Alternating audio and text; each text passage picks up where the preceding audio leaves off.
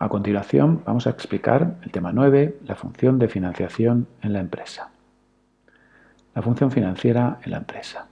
El objetivo que tiene esta función es la captación de fondos, de recursos financieros, para colocarlos posteriormente en proyectos de inversión. Es decir, en aquellos proyectos que le puedan generar o que por lo menos generen una esperanza de beneficio futuro para la empresa. A su vez, la función financiera se puede dividir en 4 apartados o 4 subfunciones. La planificación financiera, que tiene por objeto determinar cuáles son las necesidades financieras de la empresa, cuáles son las posibles fuentes que nos pueden financiar, objetivos de la financiación, etc. Una vez que hemos planificado, debemos obtener los recursos y para ello evaluamos las distintas fuentes que se nos han planteado. Elegiremos aquellas que menor coste y que mayor disponibilidad tengan para la empresa. Una vez que tenemos los fondos, decidimos en qué los vamos a invertir. Debemos seleccionar aquellos proyectos de inversión que mayor rentabilidad genere para la empresa. Y por último, el director financiero de la empresa, o por lo menos el departamento de finanzas, debe tener en cuenta que debe existir un equilibrio en esta financiación, ya que si optamos por un elevado endeudamiento, esto puede hacer que la empresa lastre su cuenta de resultados pagando intereses de manera continuada. Y si por el contrario optamos por autofinanciarnos de manera continuada, el socio podrá ver cómo sus inversiones no generan beneficios y continuamente se están reinvirtiendo en la empresa. Por tanto, debemos buscar una estructura en la cual exista un equilibrio entre el endeudamiento y los fondos propios. Fuentes de financiación en la empresa. Tipos de fuentes. Vamos a realizar una triple clasificación. Primero, según la duración, es decir, el tiempo que financian a la empresa. Distinguimos entre capitales permanentes, aquellos que financian a la empresa más de un periodo contable más de un año, como puede ser el capital social o como puede ser un préstamo a largo plazo. Estos préstamos, lógicamente, o esta financiación va a destinarse sobre todo a la estructura fija de la empresa, la que asegura la existencia de esta empresa. El pasivo corriente, por el contrario, es aquel que financia a la empresa a un periodo corto de tiempo, inferior al año, y que va a estar financiando la actividad. Va a estar financiando, podríamos decir, el día a día de la empresa. Según su titularidad, es decir, a quién pertenecen.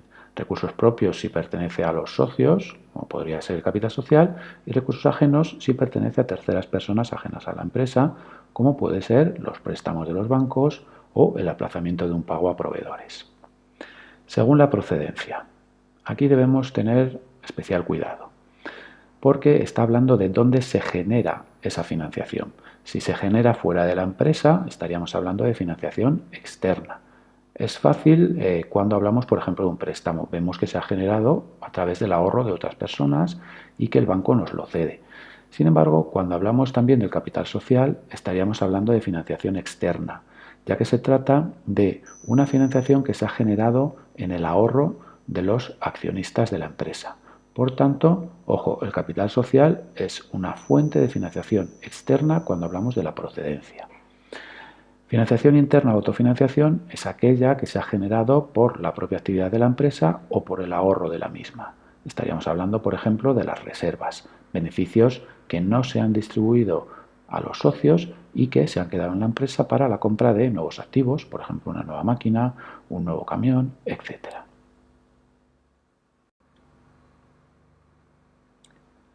La constitución y ampliación del capital social de una empresa. Primero debemos hablar de lo que es el capital social. Cuando unas personas deciden crear una empresa, aportan bienes o dinero. Todos estos bienes y este dinero se van a sumar, se van a reunir en lo que llamamos el capital social de la empresa. Su cuantía es lo que denominaremos la cifra capital.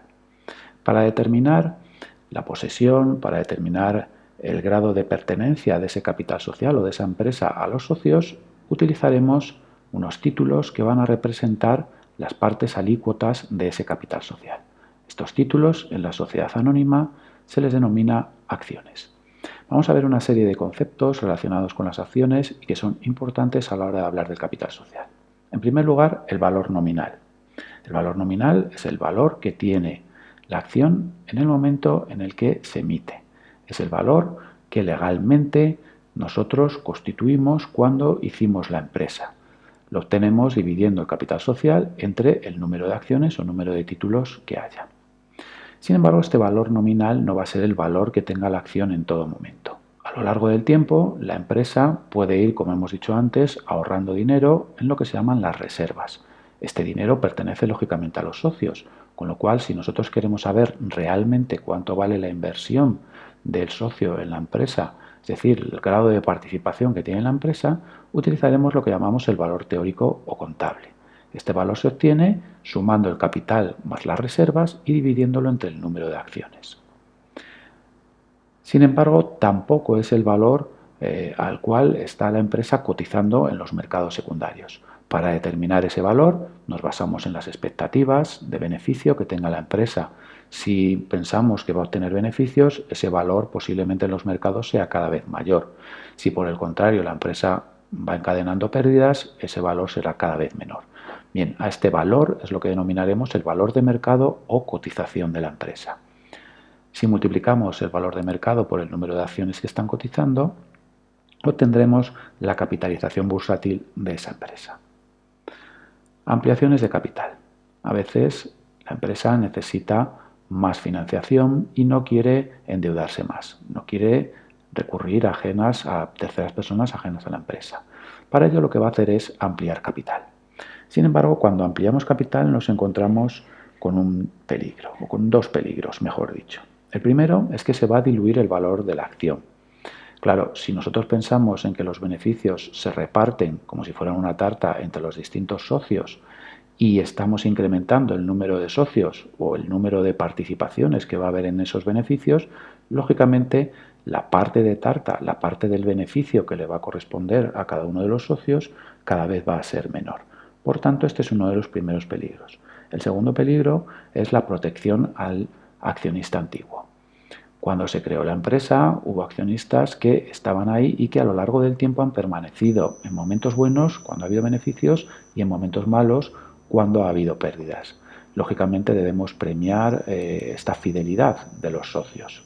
Porque, claro, las acciones, ya lo sabemos, lo hemos dicho antes, deben emitirse por el valor nominal. Pero si nos encontramos con que el valor de mercado en ese momento es muy alto, sería injusto que alguien que quisiese entrar nuevo a la empresa pagase lo mismo que alguien que lleva más tiempo. Para protegerlos utilizamos dos conceptos. Primero, lo que denominaremos el derecho preferente de suscripción. Este derecho preferente, como bien dice, permite que los socios antiguos sean los que primero puedan comprar esas acciones. Además, el precio al que vamos a vender esas acciones, lógicamente es el valor nominal, puesto que así nos obliga la ley, pero le vamos a sumar un sobreprecio, sobrecoste, que vamos a denominar la prima de emisión. Esta prima de emisión es la que va a igualar el valor nominal con el valor de mercado. A la hora de ampliar podemos optar por tres tipos de ampliación. Primero, pues, la ampliación por emisión de nuevas acciones, simplemente emitimos esas nuevas acciones, o bien podemos optar por la conversión. Podemos convertir las reservas que decíamos que eran esos beneficios no distribuidos, ahora lo que hacemos es pasarlas a capital social, creamos nuevas acciones y las repartimos entre los socios antiguos de la empresa. Entre comillas, son acciones gratis para los socios. Muy entrecomillado esto de gratis, puesto que eran beneficios suyos, es decir, es un dinero que tenían, pero que se ha quedado en la empresa y no se ha repartido. Otro tipo de conversión sería la conversión de empréstitos. Los empréstitos lo vamos a ver más adelante en este mismo tema. Son deudas que emite la empresa, pero que por su volumen, por su tamaño, por su cuantía, no se pueden pedir a una entidad bancaria, sino que lo que se hace es crear este empréstito, esta deuda, y se divide en títulos. Bien, mediante la conversión de empréstitos en acciones, lo que hacemos es convertir a alguien que nos ha prestado dinero de la empresa, que nos ha prestado dinero a la empresa, lo vamos a convertir en socio de la empresa. Financiación interna o autofinanciación. Ya decíamos antes que estaba generada por la propia empresa y que tiene su origen en beneficios que no hemos distribuido. Por tanto, nosotros a final de año, cuando obtenemos el beneficio, podemos decidir si nos quedamos con el beneficio o bien lo repartimos entre los socios. A veces las empresas deciden quedarse con ese beneficio. Cuando así ocurre, estaríamos hablando de la autofinanciación. Podemos hablar de dos tipos de autofinanciación. Autofinanciación de mantenimiento, aquella que asegura el sostenimiento de la capacidad productiva de la empresa, aquella que asegura que la empresa siga teniendo bienes de equipo, activos fijos que permanezcan en buenas condiciones, bien para evitar la obsolescencia, tanto la técnica como la que ocurre porque aparezcan nuevas tecnologías, y que se manifiesta en dos elementos, lo que vamos a llamar amortizaciones y provisiones. La amortización consiste en detraer todos los años una parte del beneficio para que en el momento en que haya que comprar un nuevo activo, este activo esté cubierto por un fondo que permita renovarlo. Las amortizaciones se dan siempre de manera obligatoria. Frente a las provisiones, que se diferencian de las amortizaciones en que no van a cubrir algo que es cierto, sino que es algo que puede ocurrir. Por ejemplo, si yo digo que hago una provisión por depreciación de mercaderías, estoy diciendo que a lo mejor las mercancías que yo vendo en mi empresa dentro de un tiempo van a valer menos y por tanto yo me cubro de esta manera. La autofinanciación de enriquecimiento consiste en aquella que incrementa el patrimonio de la empresa mediante la retención de beneficios. Por tanto, lo que vamos a hacer es crecer vía beneficios empresariales. ¿Cuáles son las ventajas e inconvenientes de la autofinanciación? Pues veamos. Ventajas. Mayor autonomía para la empresa. No depende de terceras personas ajenas. Es ella misma la que puede dirigirse, la que puede financiarse. Es una fórmula barata, ya que tiene menor coste, lógicamente, que si acudimos a los mercados financieros para financiarnos. Inconvenientes. A veces estos fondos, como entre comillas, tienen poco coste, son gratuitos. Nos encontramos con que se invierten sin hacer los estudios que haríamos si tuviéramos que pedir estas financiaciones a empresas ajenas. Y además también tienen mucho peligro, ya que pueden generar un descontento de los socios, ya que no perciben los dividendos. Y esto va en contra del contrato de empresa. Nosotros creamos una empresa para obtener beneficios. Si continuamente nos están reteniendo pues claro, nos empezamos a preguntar si realmente nuestra inversión va a generar los resultados que habíamos planificado. Financiación ajena a corto plazo. Ahora ya nos vamos a dedicar a estudiar la financiación que proviene del exterior, la ajena. Nos encontramos con dos tipos de financiación a corto plazo. Financiación de funcionamiento, aquella que surge por la propia actividad de la empresa. Tendríamos tres tipos: el crédito comercial, el factoring y los fondos espontáneos de financiación. Crédito comercial aparece cuando la empresa tarda en pagar a sus proveedores. Es algo habitual en que no se paguen las compras al contado, sino que pues se vayan pagando en función de la estructura que vaya marcando o del ritmo que vaya marcando la propia empresa. El factoring. El factoring aparece cuando la empresa tiene una cartera de clientes y decide o quiere adelantar el cobro de estos créditos a favor de sus clientes. Lo que hace es que acude a una empresa de este tipo, a una empresa factor, y le presenta esta cartera de clientes. La empresa estudia a estos clientes y si ve que la operación puede llegar a buen puerto, le adelanta el dinero, lógicamente cobrándole un interés por haberle adelantado ese dinero. En cuanto a los fondos espontáneos de financiación, aparecen cuando la empresa retrasa sus pagos por su actividad con terceras personas, como puede ser la hacienda pública. La empresa no va a pagar en el día a día los impuestos, sino que estos se van a pagar. Por ejemplo, el impuesto del beneficio, el impuesto de sociedades se paga al año siguiente, el IVA lo puede pagar al trimestre, etc. Todo esto hace que momentáneamente y de manera espontánea se esté financiando a la empresa. El crédito bancario a corto plazo es aquel que mantenemos con entidades financieras del sector bancario. Podemos hablar de préstamos y créditos. La diferencia entre un préstamo y un crédito es que en el préstamo nos conceden la cuantía y disponemos de esa cantidad desde el momento en el que nos han concedido el préstamo. pagaremos un tipo de interés de acuerdo con ese total del préstamo, con esa cuantía, frente al crédito bancario en el cual nos van a dar una cantidad y nosotros utilizaremos aquella parte que nos va a ser necesaria. Dentro de este crédito hablaremos de la propia cuenta de crédito o línea de crédito en la cual el banco nos da una cantidad máxima y nosotros la iremos utilizando en función de las necesidades de la empresa. Pagaremos dos tipos de interés, por el crédito que hayamos utilizado, crédito dispuesto, y por el crédito que no hayamos utilizado. El banco nos cobra ese interés, puesto que nos dice que, claro, el dinero lo tenemos ahí para nosotros y que, bueno, como tal, debe cobrar por esa no disposición. El descubierto en cuenta sería lo que habitualmente llamamos números rojos, y es que el banco nos permite seguir operando aunque en nuestra cuenta corriente en este momento no dispongamos de fondos. Lógicamente nos va a cobrar un tipo de interés que va a ser muy elevado. El descuento de efectos es otra forma de obtener financiación a corto plazo. Aparece cuando nuestro cliente ha firmado o nos ha firmado una letra, le hemos girado una letra de cambio.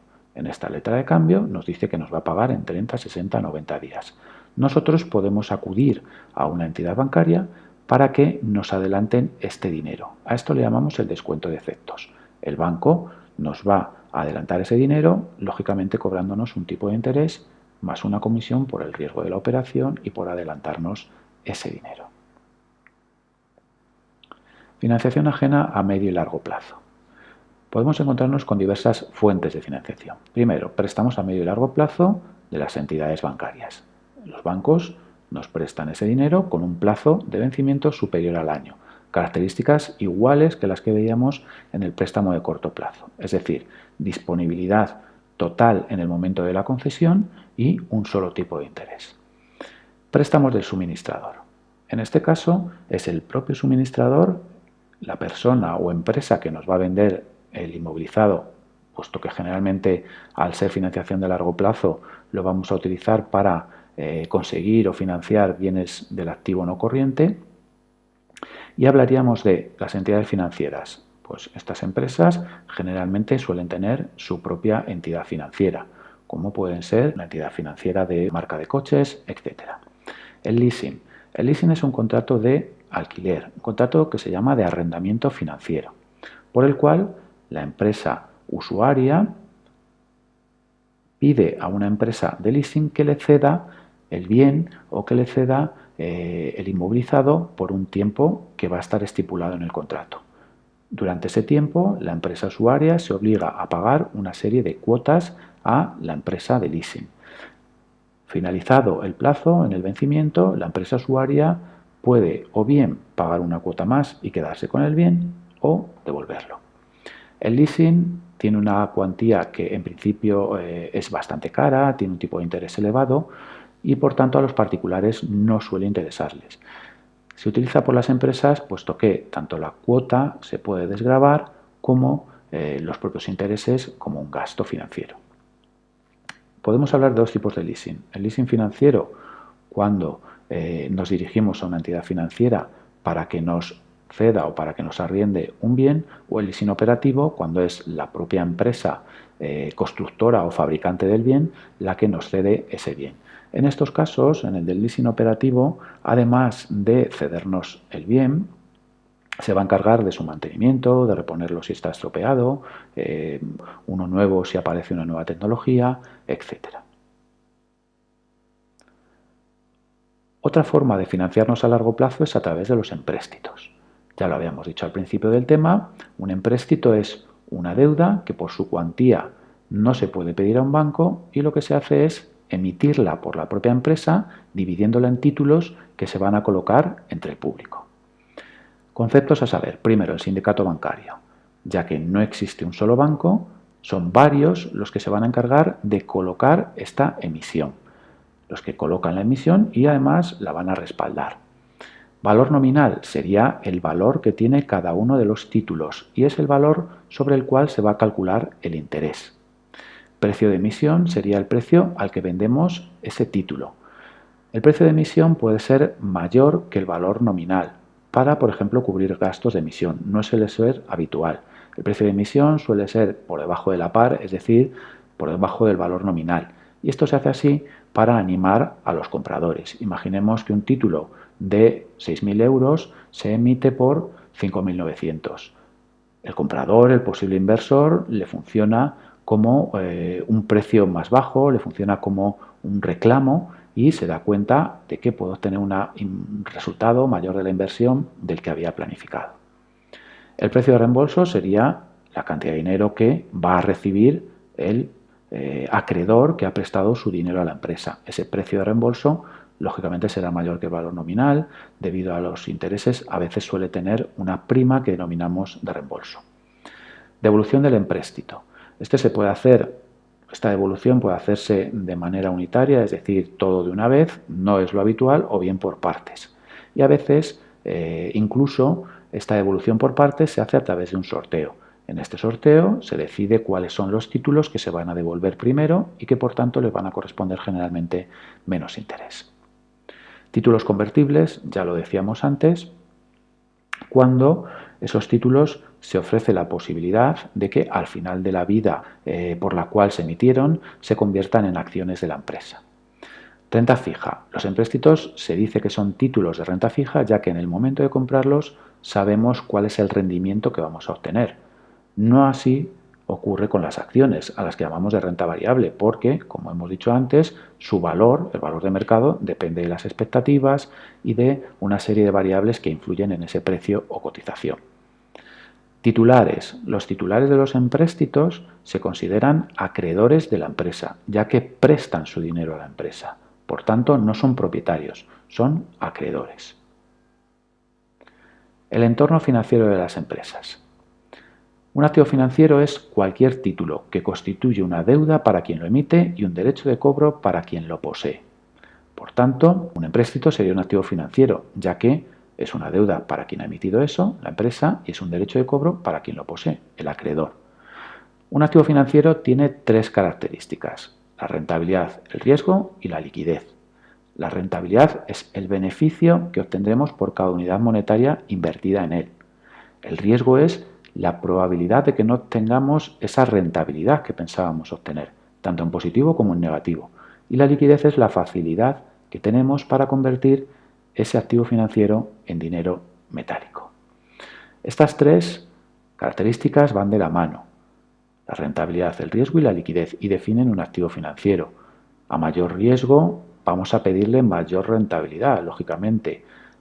A menor liquidez, es decir, cuanto más difícil sea de convertir en dinero metálico, más riesgo tenemos de que no se materialice esa rentabilidad y por tanto tenemos que buscar inversiones que pues nos vayan a asegurar un mayor beneficio.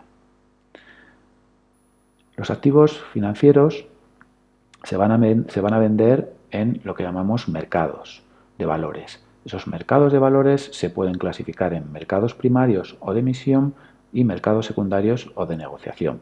Mercados primarios son aquellos en los que se emite por primera vez un activo financiero y mercados secundarios son aquellos en los que negociamos los títulos más de una vez. El mercado secundario más importante es la bolsa. Bien, y con esto quedaría explicado el tema 9. Un saludo, hasta luego.